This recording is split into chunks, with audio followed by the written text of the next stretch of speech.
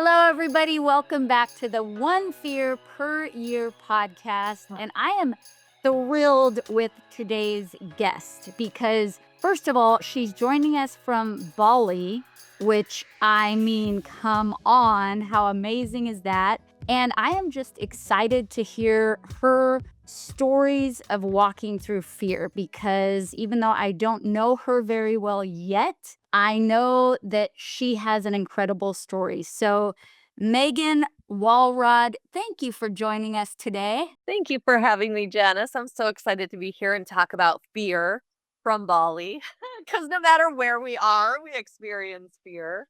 That's it. And fear from Bali. Ooh, I dig that. There's probably few places better to experience fear than living in Bali. But tell us, first of all, tell us a story, any story that comes to mind in your entire lifetime, at any period in your life, of you knowing that you had a specific fear and making a choice to walk through that one specific fear. Yeah, I love that question. And of course, there are many different things that pop. And as I was tuning into this conversation before getting on live with you, I was noticing this theme for me. And there was one specific story I'm going to share with you about last summer, about receiving the calling to come to Bali. And yet the overarching theme was like, wow, when I've received callings in my life that have felt like a divine calling, like my own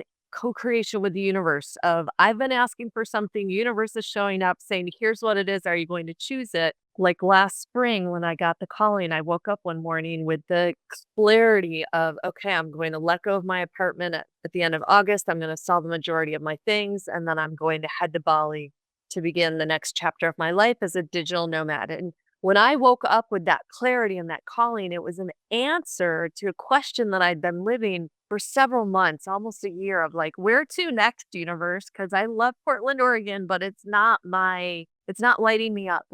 It it felt like a great adventure when I arrived here, but now it feels like I'm outgrowing it. So where to next? So I wake up with this calling. I say yes. I'm delighted. Last summer, when it started to become time to actually pack up the things and sell the things and let go of the things, I faced this major fear because I knew I was being invited to let go and surrender. Like this is a calling.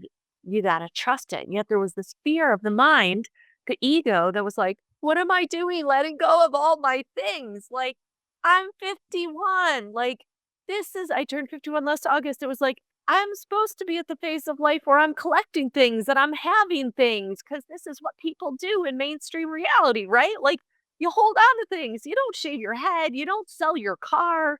You don't let go of the apartment. You don't like give away your things, sell your things. And so I really had that wrestling inside and I could feel it was such a mental wrestling of the fear of like, if you do this, you are not going to have anything. That was the fear.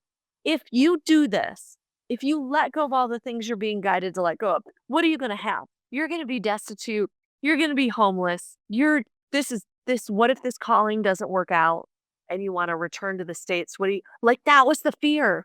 It felt so loud and so true and so seductive. And I'm so grateful for my own self-awareness that I could see what was happening, that I could see that this was the programming that I was rubbing up against. I was preparing to go and I was literally going so far beyond my comfort zone that programming was getting flushed up. The fear was getting flushed up. And the way through for me wasn't about making the fear wrong, making me wrong, making that story right. Instead, the way through the fear for me was recognizing, with much time spent on the earth and much time journaling and much time, having conversations with like my therapist, a coach, my bestie, it wasn't like, oh, I felt the fear and then I had the breakthrough the next moment. It was a process.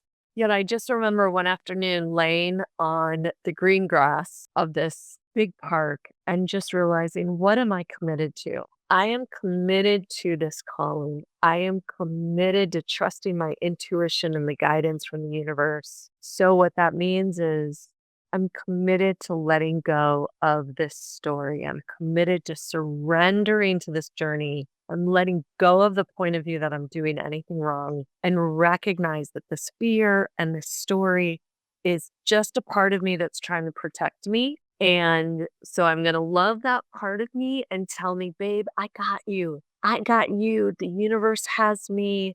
And we're going to keep doing these things. And it's okay. It's okay. So it was a lot of self-talk, self-love to that younger part of me that was freaking out, like, where's she going to call home?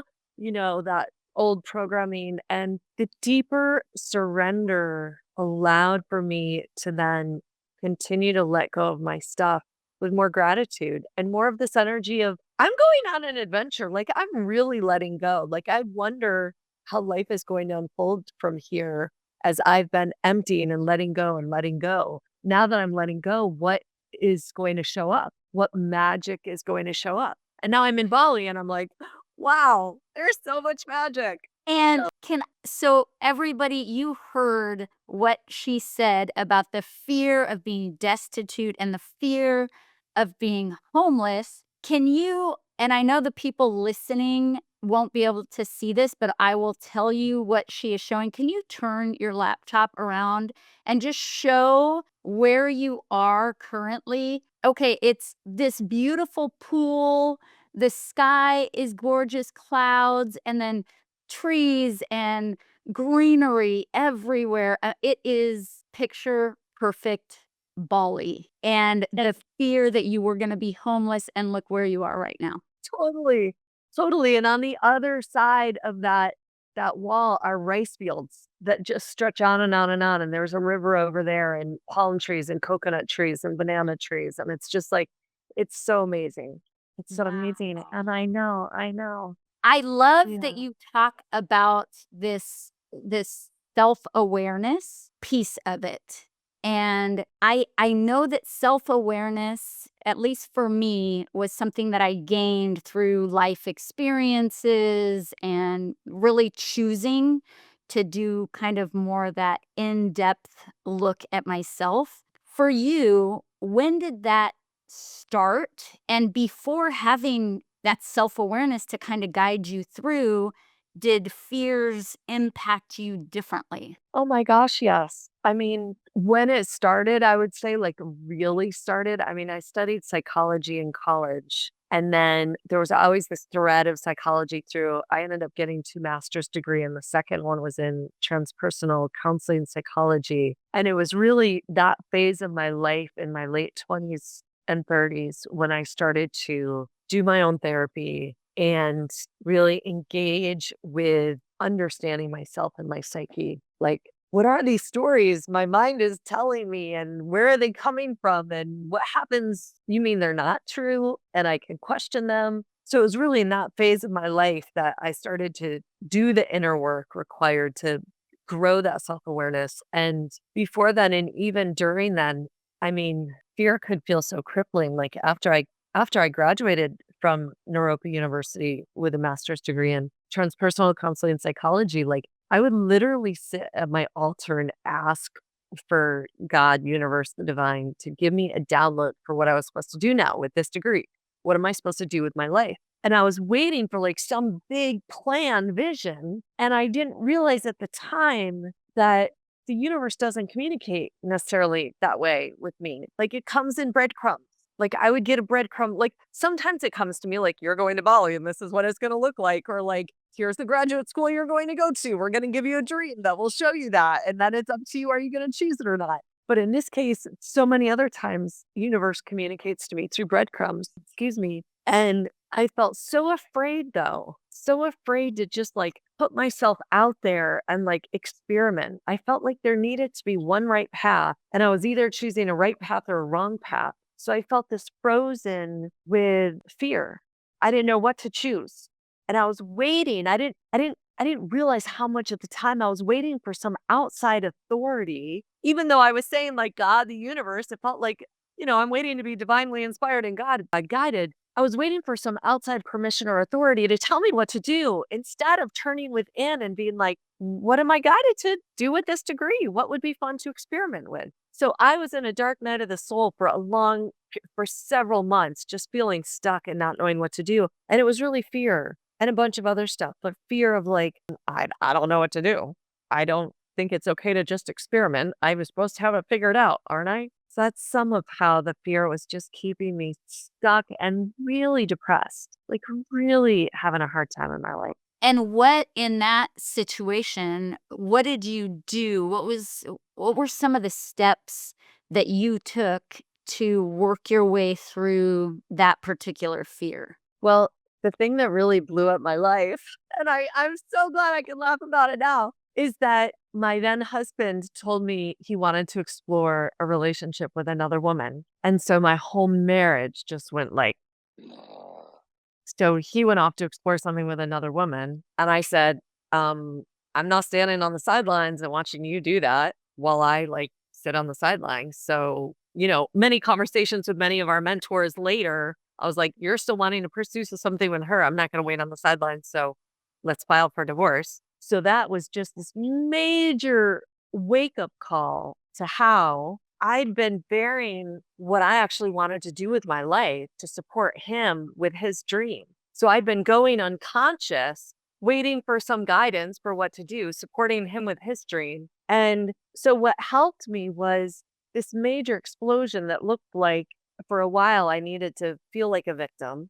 Like he abandoned me and how dare he and how dare her and feel like the victim and what am I going to do? I don't believe I can survive on my own. So long answer to your question, I went through a bunch of soul searching and ultimately was willing to face. You talk about people pleasing a lot, right? There was this people pleaser, there was this old conditioning, I can't survive without a man, so I better please him, and support him with his vision and put my dreams aside. So it was a lot of soul searching, grief, letting go of a life that I thought I was going to have to get more present with, okay, what do I really want my life to be? And can I trust that I'm actually really able to create my life to be that way? And one of the huge gifts of that divorce and explosion was that it's the premise of my novel that's coming out this summer, and writing a novel was a huge act of reclaiming my power and my authorship of my life, like getting out of that victim and into, oh, I actually create my life. So there's no right way. There's just what's correct for me right now. Am I willing to get messy? Am I willing to experiment? Am I willing to follow those breadcrumbs? And what if it's not about not having fear? It's about how to be with the fear and how to realize how brave I am that I'm willing to restart my life over again from Colorado to California and then from California to here and then from the United States to Bali. It's been how do I summon courage so that I can be with fear and be like, hey, babe, I see you. You're just the bouncer at the edge of my comfort zone. I'm going to keep going. And how to love my inner child and my inner part so fiercely to know I got you, boo. And we're going to keep going. Oh, So we have so many similarities. I know we're going to connect offline and chat about all the things, but yes, building that courage muscle. And just like going to the gym and building our actual physical muscles, I really believe, and tell me what you think, that in building the courage muscle is very similar in that we have to take action. We have to do things outside of our comfort zone. And that is how that muscle gets built. exactly. Exactly. It's a mistake to think I'm going to wait for the courage to come and then do the thing. We discover the courage through doing the thing that we're afraid of, whatever that might be. Yeah. Yes. And Yeah. I mean, it does take a level of bravery and commitment and surrender to get to that place where you were of just, I'm letting all of this go. Because as human beings, we want to cling, especially I mean, I feel that just the attachment. It's like I want to attach and cling and then feel, like I need certain things to survive. And for you to have this calling, and then even despite the fear's there, despite the fear and the narration in your head going, whoa, whoa, whoa, wait a minute. I know this is a calling and I know this is where I need to go and walking through it. like doing it anyway. So, question that I ask everybody, no right or wrong answer, but in your opinion, if there's an opposite word of fear, what word would that be for you? What word would you say that is? Yeah. So when I tune into fear, I feel it in my body as a contraction. So for me, the opposite of that fear is opening, letting go. Now there's more breath, there's more expansion, there's either a melting or a standing taller because there's not the contraction. So opening. That's beautiful. Again, we have so much in common. I'm so glad that we have crossed paths. I remember right after my divorce, there was this picture that I saw of a hand that was, oh, there I am, like open, like this, and it was like a statue kind of hand. And as soon as I saw it, I copied it, I put it on my screensaver, I took a picture of it because I felt deep within that was it, the not grasping, not clinging, being open. So I love that answer.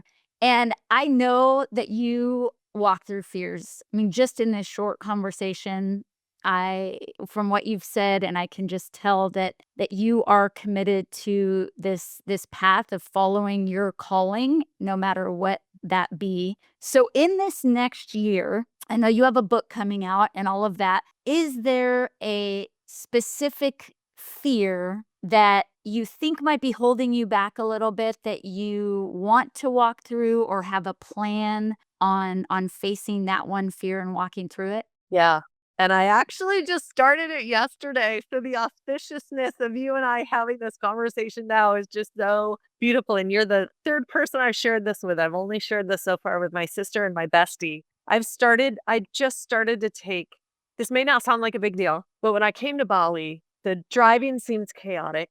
There's cars and a bunch of motorbikes on the roads, right? The roads are narrow and it just seems chaotic. And I was like, I'm not going to drive on these roads. It's just crazy. But now I've been here around 4 months, and I'm like, I'm ready to learn how to ride a motorbike. I want to not just ride, I want to drive it. And I had my first lesson yesterday, and we spent over a couple of hours in a big empty parking lot with like built-in obstacles of like big chunks of cement in one spot, a big like barrel filled with rainwater and another, a big blanket, golden blanket spread out another place. And Janice, it was harder than I thought it would be. Like I went from feeling like it would be impossible to feeling super excited and ready and like pumping myself up and being like, it's like a Vespa, like this is going to be easy. And then I got on the bike, and I'm like, oh, it's my hand doing the gas and the brake, and it's not my feet. And it's like, there's so much to pay attention to. And oh my gosh. And there's fear.